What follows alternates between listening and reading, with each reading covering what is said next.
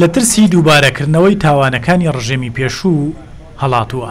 عەدنان ئاوارەی 16 ئۆکتۆبەرە لەم شوێنە بە دەشتی بەهەشت ناسراوە دەژین. ئەو پێشتر بە چاوی خۆی تاوانەکانی ئەنفالی بینیوە. پێش گەشتنی چەکدارانی حەشدی شعبی ماڵەکەی بەجێهێشتووە. عەدنان پێی وایە ئەو شێوازەی بۆ دەستگیرکردنی هاتبوون هەمان ئەو شێوازە بۆ ڕژێمی پێشوو دەچووە سەر ماڵی هاوڵاتیانی کورد. دەڵێت تاوانەکان لە ئەنفال و کیمیاباران بۆ تەعریب و داگیرکاری و بەڕینی قوت و موچەی هاوڵاتیان درێژەی هەیە. ئەمە بە سزادانێکی بە کۆمەڵی دیکەی گەلی کوردستان دەبینێت. ڕژێمەکان فەرقیان نەکرد کە لە ئەرفالکردن و کە لە دوای 16 ئۆکتۆبەریش هەتا ئێستا وەکەوە فەرقینی هەر بۆ ئەلفالکردن و بۆ عەرز داگیرکردن و هەر کابرا تاپۆی خۆیەتی لێ سەرن داگیریەکەن. ئەی سەدام ئەلفالی کرد خۆی نەوت ئەمە پارتیەمەیەکێتیە کامل ئەلفالمانی کرد. نەحوکە دەبابەیە دی خەڵتوەقی کاکەگیان خەڵەوە ترسێ وتیان چۆن ئەلفال دیەکان کرا ئەو دو ئەلفالمانەکە کاکەگە خەڵەوە تۆقی. ئێرە شوێنی ژیانی ئاوارەکانی 16 ئۆکتۆبەرە کە هیچ مەرجێکی ژیانی تێدا نیە سەلامەتی نەبێت.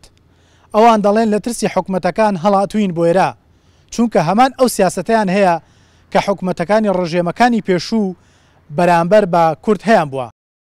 بەڵگەنامەکان دەیسەلمێنن حکومەتەکانی عێراق تاوانەکانیان بەردەوامە. تاوانەکانیش بەپێی دۆخەکەیان گۆڕاوە. ئەوەی نەگۆڕاوە سیاسەتی حکومەتەیەک لە دوای یەکەکانە.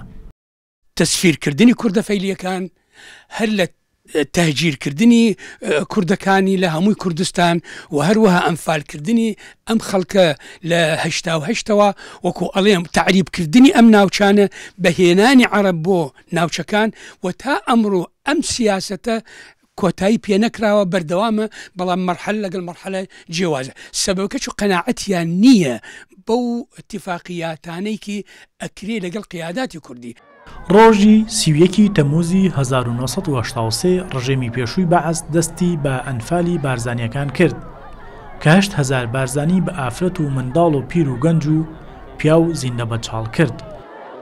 دوای 40 ساڵ هێشتا حکومەتەکانی عێراق بیر لە سزادانی بە کۆمەڵی خەڵکی کوردستان دەکەنەوە. محمد سادق کوردستان 24 هەولێر.